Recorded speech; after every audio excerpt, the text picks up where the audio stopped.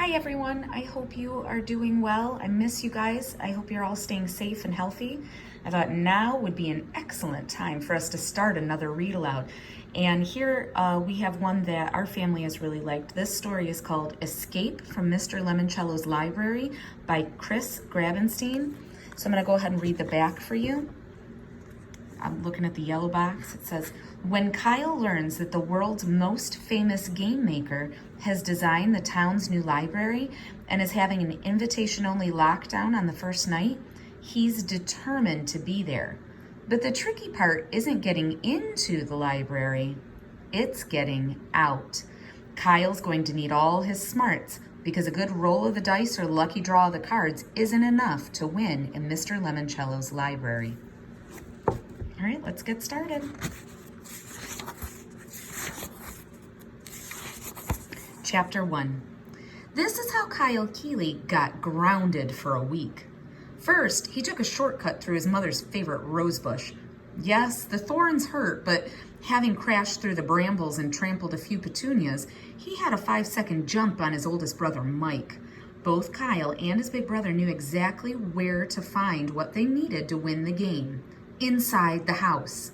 Kyle had already found the pine cone to complete his outdoors round, and he was pretty sure Mike had snagged his yellow flower. Hey, it was June. Dandelions were everywhere. Give it up, Kyle, shouted Mike as the brothers dashed up the driveway. You don't stand a chance. Mike zoomed past Kyle and headed for the front door, wiping out Kyle's temporary lead. Of course he did. 17-year-old Mike Keeley was a total jock, a high school superstar, football, basketball, baseball. If it had a ball, Mike Keeley was good at it. Kyle, who was 12, wasn't at the start of anything. Kyle's other brother Curtis, who was 15, was still trapped over in the neighbor's yard dealing with their dog. Curtis was the smartest Keeley, but for his outdoors round, he had pulled the unfortunate your neighbor's dog's toy card. Any dog card was basically the same as a lose a turn. As for why the three Keeley brothers were running around their neighborhood on a Sunday afternoon like crazed lunatics, grabbing all sorts of wacky stuff, well, it was their mother's fault. She was the one who had suggested, if you boys are bored, play a board game. So Kyle had gone down into the basement and dug up one of his all-time favorites, Mr. Lemoncello's indoor-outdoor scavenger hunt. It had been a huge hit for Mr. Lemoncello, the master game maker. Kyle and his brothers had played it so much when they were younger, Mrs. Keeley wrote to Mr. Lemoncello's company for a refresher pack of clue cards. The new cards listed all sorts of different bizarro stuff you needed to find, like an adult's droopy underpants, one dirty dish, and a rotten banana peel. At the end of the game, the losers had to put everything back exactly where the items had been found. It was an official rule, printed inside the top of the box, and made winning the game that much more important. While Curtis was stranded next door trying to talk to the neighbor's Doberman, Twinkie, out of his favorite tug toy, Kyle and Mike were both searching for the same two items, because for the final round, all the players were given the same riddle card. That day's riddle, even though it was a card Kyle had never seen before, had been extra easy. Find 2 coins from 1982 that add up to 30 cents, and one of them cannot be a nickel. Duh. The answer was a quarter and a nickel because the riddle said only one of them couldn't be a nickel. So to win, Kyle had to find a 1982 quarter and a 1982 nickel. Also easy. Their dad kept an apple cider jug filled with loose change down in his basement workshop. That's why Kyle and Mike were racing to get there first. Mike bolted through the front door. Kyle grinned.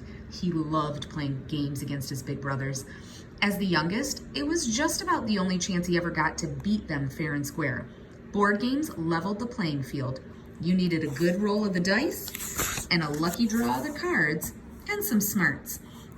But if things went your way and you gave it your all, anyone could win. Especially today, since Mike had blown his lead by choosing the standard route down to the basement. He'd go through the front door, tear to the back of the house, bound down the steps, and then run to their dad's workshop. Kyle, on the other hand, would take a shortcut. He hopped over a couple of boxy shrubs and kicked open the low-to-the-ground casement window. He heard something crackle when his tennis shoe hit the window pane, but he couldn't worry about it. He had to beat his big brother.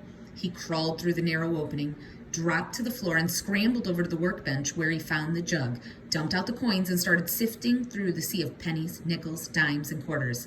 Score! Kyle quickly uncovered a 1982 nickel. He tucked it into his shirt pocket and sent pennies, nickels, and dimes skidding across the floor as he concentrated on quarters. 2010, 2003, 1986. Come on, he muttered. The workshop door swung open. What the? Mike was surprised to see that Kyle had beaten him to the coin jar. Mike fell to his knees and started searching for his own coins just as Kyle shouted, "Got it!" and plucked a 1982 quarter out of the pile. What about the nickel? Demanded Mike. Kyle pulled it out of his shirt pocket. You went through the window? Said a voice from outside. It was Curtis, kneeling in the flower beds. Yeah, said Kyle. I was going to do that. The shortest distance between 2 points is a straight line. I can't believe you won, moaned Mike, who wasn't used to losing anything. Well, said Kyle, standing up and strutting a little, believe it, brother, because now you two losers have to put all the junk back. I'm not taking this back to Twinkie, said Curtis. He held up a very slimy, knotted rope. Oh, yes, you are, said Kyle, because you lost. Oh, sure, you thought about using the window. Kyle, mumbled Curtis. You might want to shut up. What? Come on, Curtis, don't be such a sore loser just because I was the one who took the shortcut and kicked open the window and you did this, Kyle? A new face appeared in the window. Their dad's. Chuckled Mike behind Kyle. You broke the glass? Their father sounded ticked off. Well, guess who's going to pay to have this window replaced?